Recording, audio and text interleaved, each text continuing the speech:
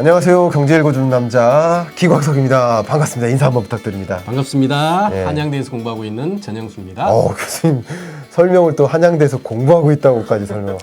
한양대에서 가르치고 계신데 너무 좋은 표현이십니다. 저도 좀 많이 배워야겠습니다. 가르치는 시간보다 공부하는 시간이 더 많습니다. 맞아요. 사실 맞아요. 우리 일주일을 놓고 보면 그렇죠. 실제 가르치기 위한 시간보다 공부하는 시간이 더 많고 또 가르치기 위해서는 또 공부하는 그렇습니다. 시간이 또 많이 생기잖아요. 그런 의미에서 또 말씀을 주셨는데 아주 겸손한 표현이신 것 같습니다. 교수님 이제 이 새학기 준비하시면서 좀 또 달라지는 환경에 놓여 있잖아요.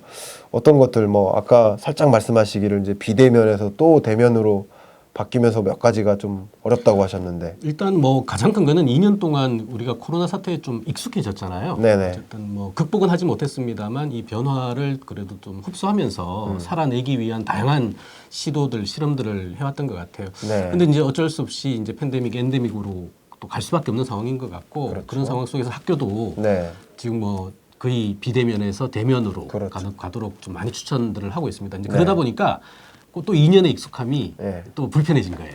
그래서 학교도 그렇고요, 또 학생들도 그렇고, 또 특히나 가르치시는 분들도 한 2년 동안 우리 뭐라 그러죠? 비대면에 익숙해졌던 그렇죠. 거죠. 그 사이에. 익숙하지 않은 이 화면을 보고 가르쳤던 거를 이제 총총한 이 눈빛을 보면서 이제 얘기를 해야 되는 거니까 한편으로는 기대도 되고 또 한편으로는 약간 또 이 변화를 어떻게 받아들여야 될 것인가에 대한 고민도 생기고 합니다. 항상 뭔가의 변화가 생길 때마다 우여곡절이 있는 것 같아요. 우당탕탕하는 것들. 그렇습니다. 예. 처음 이제 비대면으로 수업을 하라고 그러니까 정말 우리 단톡방에서 어떤 교수님들은 나 2시간 녹화했는데 그거 저장을 안 눌렀다고 맞아요. 막 울면서 난리가 난 적도 있어요. 그런데 그 2년 동안 이미 비대면에 익숙해 있는 거예요. 교수님들도 학생들도 학교까지 안 가도 되니까. 특히 지방에서 유학 온 학생들은 굳이 여기 기숙사나 숙소 정해가지고 비용 안 들이고도 할 수 있으니까. 그렇죠. 비대면에 여러 가지 익숙해진 것들이 많은데 또 이제 대면으로 또 전환하라고 그러니까 또 그게 싫은 거죠. 참 이렇게 우당탕탕하는 일들이 있다.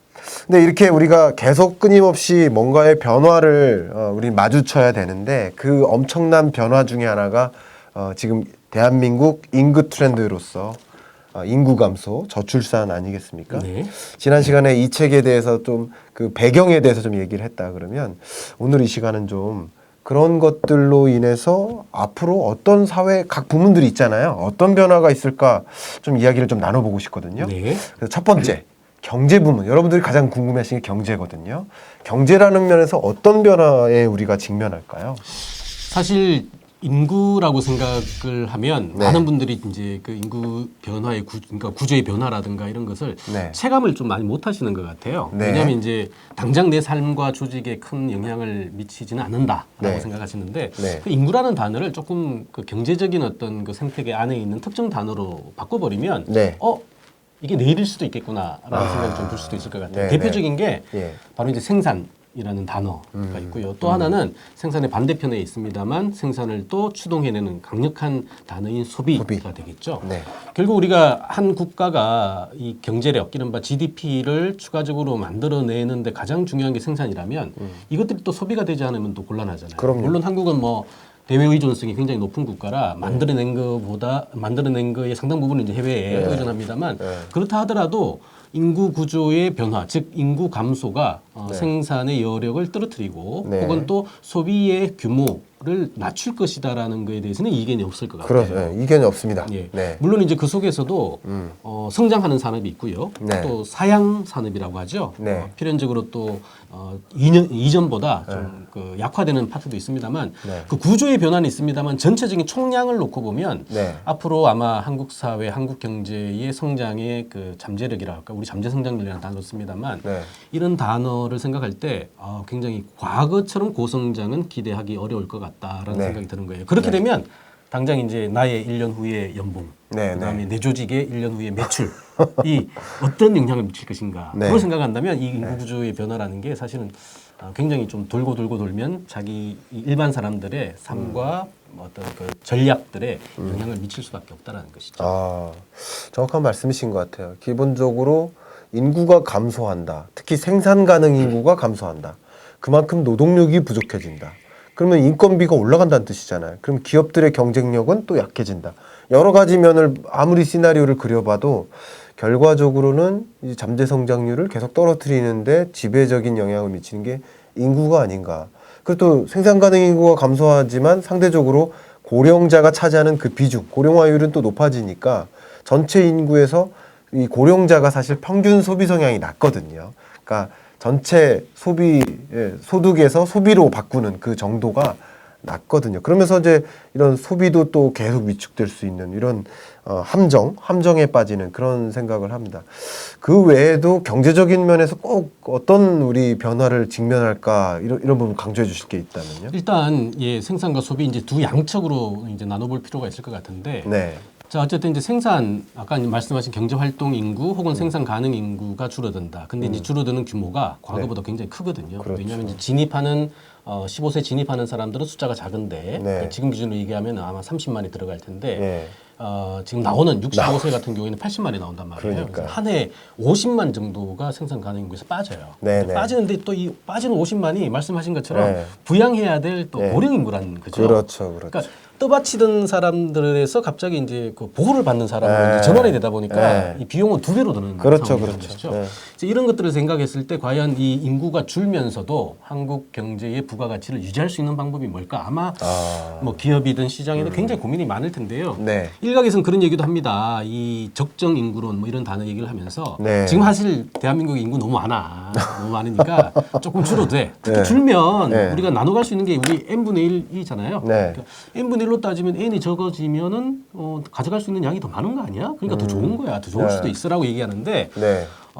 아이디얼 모델인 것 같아요. 아직까지 전 세계에서 총인구 감소를 겪은 국가는 일본밖에 없고요. 네. 한국이 또 성격 급하죠. 네. 2020년에 진입을 했습니다. 네, 전 네. 세계에서 딱 두 나라가 있어요. 네.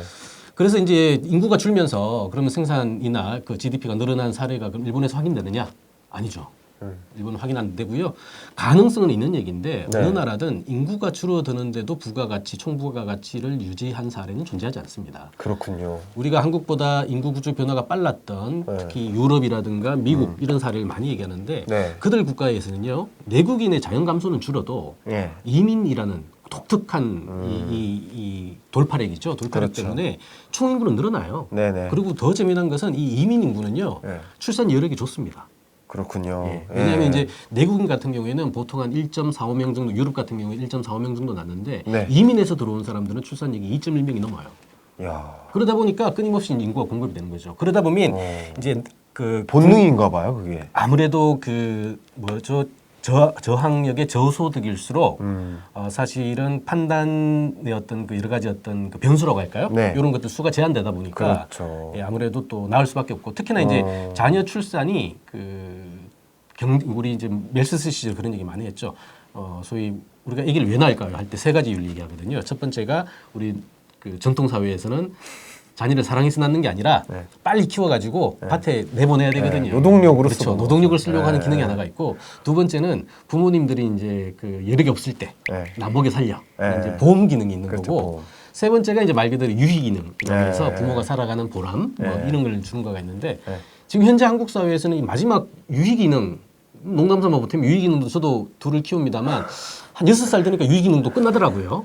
근데 이후에는 계속 끊임없이 이제 뭘 해줘야 되는데 제발 우리 자녀분은 안 봐주시면 좋겠습니다. 근데 더 재미난 거는 네. 그래도 가능성 하나. 네. 나중에 내가 좀 늙고 힘들고 지쳤을 때 네, 네. 봉양이라도 해줄 수 있는 그럼요. 보험이라는 게 네, 있으면 되는데 네. 그거 안 되는 거 아시잖아요. 안 될 거예요. 네. 부양의 의무는 이제 있으나 부모의 자녀에 대한 그 부양의 의무는 계속 있으나 네. 자녀의 부모를 향하는 봉양은 네. 이 시대는 없습니다. 스스로 부양을 할 수 그렇죠. 있으면 최고죠. 그렇죠. 그러니까 한 번 원수는 끝까지 원수다. 예. 이런 걸 감안했을 때 아무래도 이제 개도국이나 후진국에서는 이제 출산율이 좀 높을 수밖에 없고요. 그렇군요. 저출산, 그러니까 소위 이제 저성장일 때도 좀 높아지는 거고 반면에 이제 그렇지 않은 사회에서는 출산이 가지고 있는 상대적인 인센티브가 상대적으로 적어요. 그래서 특히나 한국만 하더라도 그 출산을 결정하는 우리 30대, 40대의 그 예비 엄마들 같은 경우에는 출산을 선택할 것인가 아니면 본인의 커리어를 선택할 것인가 이 현존하는 고민이잖아요. 실존 고민이기 때문에 그랬을 때 거의 대부분은 아마 출산이라는 카드보다는 본인의 커리어를 네. 통해서 미래의 불확실성을 줄이려고 하는 차원이 더 크다는 것이죠. 정말 이 지표로 봐도 노년 부양 부담이라는 지표가 있습니다. 그렇죠. 그러니까 노년 부양 부담이 정말 드라마티컬리 이렇게 올라가고 있습니다. 그런 것들이 결국 이제 여러분 상상하시기에는 과거에는 생산 가능 인구 2명이 고령층 2명을 부양했다라고 한다면 앞으로는 2명이 4명을 부양해. 더 미래에는 2명이 6명을 부양해. 그러니까 부양 부담이 계속 그렇죠. 가중되니까 네. 역동성이 떨어질 수밖에 없나. 그런 경제 구조로 가지 않을까 생각이 되는데 여러분들이 가장 궁금해하시는 그 질문 중에 하나가 변화 속에 일자리 부분이지 않나 생각이 됩니다. 일자리는 또 어떻게 보십니까? 사실 이거 굉장히 복잡한 얘기인데요. 네. 단순하게 생각을 하면 네. 현역 인구가 이제 줄어드니까 네. 경쟁할 수 있는 이제 동년배의 친구들이 적어지죠. 네. 적어진다는 얘기는 지금처럼 막 강력한 어떤 취업 장벽을 넘지 않아도 네. 일자리를 보장받을 거야. 그렇죠. 라고 하는 이제 낙관적인 그 시나리오를 네. 이제 의존하게 되는데 네. 재미난 것은 들어가는 사람들이 적어도 뽑는 데가 같이 적어지면 이거는 경쟁률은 똑같아지는 거거든요. 혹은 네. 지금보다 더 적게 뽑으면 네. 이 숫자 자체가 무의미해지는 거예요. 경쟁은 오히려 더 세지는 것이죠. 그럴 수도 있겠네요. 이 대표적인 게 이제 이미 생산 현장에서의 변화인데 네. 지금 현재 그 한국은 특히나 이제 수출 의존도가 높은 국가이고요, 제조업 기반이고요. 네. 또 아무래도 그 제조업 기반 안에서도 특정한 어떤 산업군의 의존적인 경제 구조를 가지고 있다 보니까, 네. 근데 이런 또 산업들은요 재미난 게 고용 유발형이 낮아요. 네. 유발력이 낮아가지고 네. 사실은 우리는 한국은 지금 현재 그 산업 로봇의 현장 배치율이 전 세계 1등이거든요. 네, 네, 네. 왜냐하면 어지간한 이제 우리 한국을 먹여 살리고 있는 수출 그 현장들 가보시면 사람들 없고요. 대부분 로봇이 자동으로 AI 기능을 통해 가지고 자동으로 다 일을 하고 있지 않습니까? 그렇죠. 그러다 보니까 부가가치는 만들어내는데 일자리는 못 만들어내는 거예요. 그렇죠. 그러니 지금 태어나는 친구가 아무리 인구가 적어서 한 20년, 30년 후에 사회에 진입한다. 그러면 선배 세대보다 당연히 일자리는 더 많아질 수 있겠다라고 생각하는데 그 가능성이 원천적으로 사라지는 것이죠. 그렇군요. 그 다음에 회사들도 잘 알아요. 이제는 사실은 이제 까다로워진 친구들 데리고 와가지고 특히나 MZ 세대 같은 경우에는 자기의 어떤 그 답답함이라든가 이런 것들을 사회 문제화 시켜가지고 피력도 잘하고요. 또 그런 것들을 통해 가지고 과거에 또 잘못된 고정관념들을 바꾸기도 하지 않습니까? 네. 이제 그게 이제 기업 입장에서는 부담스럽거든요. 그렇겠네요. 그러면 그걸 뽑기보다는 대체할 수 있는 걸로 전환을 시키려고 하는 압력이 높아지는 거예요. 근데 두 번째 포인트는 이런 것도 있습니다. 반면에 그렇다면 어쨌든 한국이 이런 형태의 산업 구조를 앞으로도 계속 유지할 것인가의 문제인데 아마도 한국이 가진 강력한 어떤 무기이기 때문에 당분간 이쪽 파트를 키울 수밖에 없을 거예요. 하지만 중장기적으로 봤을 때 일자리도 줄어드는데 인구도 줄어들고 특히나 이제 이런 것들은 외수 의존형이다 보니까 특히나 미국이나 유럽 시장이 끊기거나 조금 힘들어지는 우리 외환위기나 금융위기 사태처럼 이런 게 발생하면 이 발주가 떨어질 수 있다는 거죠. 그러면 충격들이 2중, 3중으로 오는 거예요. 그렇군요. 낙수 효과가 안 되다 보니까. 자, 그랬을 때 그것을 먹여 살리는 게 뭔가 결국 서비스거든요. 네. 그래서 서비스 산업이 늘어나면서 일자리를 좀 받아준다면 약간의 이제 가능성은 있겠습니다만 지금처럼 경직적인 구조. 네. 한국에서는 창업하려면 제조업이 아니면 지금 못 받잖아요. 네. 그리고 우리 뭐 샌드박스 규제다 뭐다 이걸 다 많이 합니다만 우리 뭐 당장 서비스 쪽은 또 혁신적인 산업들은 사실은 과거 체제와 부딪힐 수밖에 없다 보니까 기존의 체제에서 그것들을 잘 받아주기가 힘든 영국이고 그러다 보니 이제 그쪽에서의 신규 그 취업 유발이라든가 네. 고용 개수들이 낮아질 수밖에 없다는 것이죠. 단순히 인구가 줄면서 뭐 대학 입학이라든가 아니면 일자리 잡는 게 좀 쉬워지지 않겠느냐라는 생각이지만 오히려 대학도 같이 줄고 또 일자리도 같이 줄기 그렇죠. 때문에 네. 꼭 그렇지만은 않을 수 있다라는 그러니까 총합이 줄어들면 오히려 더 안 좋은 거죠. 그렇죠. 예, 총합이 좀 늘어나게끔 가져야 되는데 전체적으로 이제 그래서 사실은 이제 인구 구조 변화가 만드는 사회 우리가 이제 그 뭐 고령 사회다 네. 이런 말을 많이 했습니다만 좋게 얘기하면 성숙 사회고요. 그렇죠. 조금 날설게 얘기하면 감축 사회. 갈 수밖에 없다는 감축 경제로 갈 수밖에 네, 없다는 네, 게 네. 그러니까 총액이 토탈이 축소할 수밖에 없다. 그렇죠. 예, 좋은 말씀이십니다. 또 궁금해지는 게 또 이 영상을 보고 계시는 분들이 우리 서울이나 수도권에 계시는 분도 있지만 여러 지방 도시에도 계시는 분들이 있습니다. 그래서 도시라든가 또 사회문화 전반에 걸쳐서도 인구가 주는 큰 영향이 있을 거라고 생각이 되는데 그런 부분 설명해 주시면 너무 좋을 것 같습니다. 간단하게 정리하면요. 네. 저는 인구 구조의 변화가 왜 생길까? 굉장히 다종다양한 이제 변수들이 있습니다만 네. 결국 이게 발생하는 이게 인구가 문제가 그러니까 인구는 현상이지 네. 현상이 문제가 되도록 하면 안 되는 거거든요. 네. 그런 점에서 놓고 본다면 한국에서 이렇게 극단적인 도시 집중, 농촌 소멸 같은 예. 이런 양극화 현상이 발생하는 것은 결국 공간 문제예요. 그렇군요. 공간의 문제인데 즉 특정 공간이 제공하는 그 재화나 환경의 그 장점들과 그렇지 않은 지역과의 격차가 벌어지기 때문에 이런 문제가 발생하거든요. 그래서 네. 단순하게 인구 문제는 저출산 고령화는 결과고요. 네. 그 결과를 한층 추동시키거나 더 빠르게 재촉하는 것은 사회 이동이에요. 즉 공간 간의 이동이거든요. 그런 점에서 놓고 보면 당분간은 어쨌든 지금 서울은 벌써 인구가 빠지고 있고요. 네. 빠지고 있는 상황에서 이제 굳건하게 한정 공간이 제공하는 그 자원인 부동산 같은 경우에는 아직까지 굳건하죠. 그렇죠. 왜냐하면 서울에 경계가 딱 있으니까 이 네. 경계 안에서 제공하는 부동산, 특히나 이 부동산은 이 실물 공급이다 보니까 이게 용적률을 뭐 계속 키우지 않는 이상은 불가능하단 말이에요. 그렇죠. 그러니까 이 한정 자원을 많은 사람들이 가지려고 하다 보니까 가격이 뛸 수밖에 없는 것이고 네. 여기서 이제 못 버티는 분들이 이제 수도권으로 빠지죠. 그렇죠. 당장 우리 서울 인구가 900만대 초반인데 경기는 벌써 1,400만이란 말이에요. 네. 이게 이제 서울과 경기 사이에서 이제 격차를 보이고 있고 네.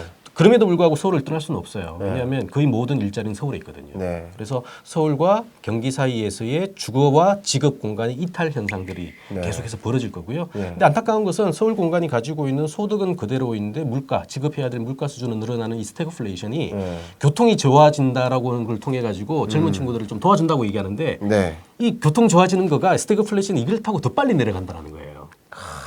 그러니까 이 서울화가 되는 거죠, 경기가. 그러면 젊은 친구들 여기서 또 밀려나야 되는 거예요. 네. 근데 이걸 보는 이제 후속 세대들은 그래도 서울 쪽을 향할 수밖에 없습니다. 왜? 네. 일자리는 여기밖에 일자리 없고. 거기 있으니까. 우리가 이런 얘기 많이 해요. 그 젊은 우리 그 학생들, 제자들도 마찬가지인데 화이트 칼라 네. 같은 경우에는 판교 라인을 얘기하고요. 네. 이 블루 칼라 같은 기술직이라든가 네. 이런 쪽은 이제 화성 라인이라고 얘기를 하거든요. 요 라인 밑은 이제 벚꽃 피는 순서가 아니라 이미 이제 뭐 전멸 상태다. 동시다발적으로. 그렇죠. 얘기를 하는 거죠. 실제 총인구 감소를 보면 매년 지방 도시 한두 개의 인구만큼 사라지거든요. 지금. 네. 그런 걸 놓고 보면 결국에 인구 문제는 공간 문제이고 따라서 공간의 문제를 어떻게 재편하는 것인가가 굉장히 중요한 화두가 될 수밖에 없다는 거죠. 저도 가끔 뭐 이렇게 중소벤처기업부 자문위원이나 이런 회의 같은 데 가면 고민하는 것 중에 하나가 지방에 기업들을 좀 육성하겠다. 유니콘 기업을 만들겠다. 근데 그런 거에 한계에 봉착되는 것 중에 하나가 인재를 구할 수가 없거든요. 맞아요. 그냥 지방 중소기업들은 서울 중소기업도 인재 구하기가 굉장히 어렵지만 지방 중소기업은 더 어렵거든요. 그러니까 그런 것들이 계속 인구가 또 경제에 그게 도시에 또 주거에 계속 영향을 주고받는 그런 관계에 있지 않나 지금 말씀 중에 그런 것들을 좀 캐치할 수가 있었습니다. 한마디만 붙으면 이런 것 같아요. 이게 현실은 이렇게 빨리 네. 바뀌고 있거든요. 바뀌고 있는데 이 바뀌는 것이 만약 문제라면 네. 그것을 정확하게 진단하고 분석하면서 바꿔진 정책들을 내야 되는데 네. 지금 계속해서 나오는 정책은 과거 구체제 속에서의 정책이에요. 네. 그러다 보니까 현실과의 괴리가 안 만들어지는 거죠. 네. 그러니까 지방을 살리는 거 다 알아요. 아는데 네. 살리는 방식들이 3, 40년 전에 교과서에 있던 얘기를 그대로 갖고 와서 하고 있거든요. 그렇군요. 그러다 보니 지방에서는 당연히 더 이상 있는 희망은 없는 거죠. 그러다 보니 또 사회 이동을 통해 가지고 가뜩이나 인구 밀도가 높은 이쪽으로 또 몰려올 수밖에 없는 것이고요. 그렇군요. 결국 지금 말씀 나누는 이 인구에 대한 현상은 구조적인 요소거든요. 근데 정책들은 어떤 대응을 한다 하더라도 일시적인 대응들이 많아요. 그리고 구세대적인 그런 구체제 속에서 걸맞는 정책들일 가능성이 있고. 그러니까 구조적인 면도 아닌 거고 구체적으로 현실 문제에 대응할 만한 대응도 아니고 정말 우리는 이런 엄청난 사회 변화 속에서 이 인구라는 현상을 문제라고 주목을 한다면 어떻게 대응해야 될지를 좀 생각을 해봐야 될 텐데 그 부분을 다음 차시에서 좀 집중적으로 좀 바라보면 어떨까요? 예, 동의합니다. 네, 감사합니다.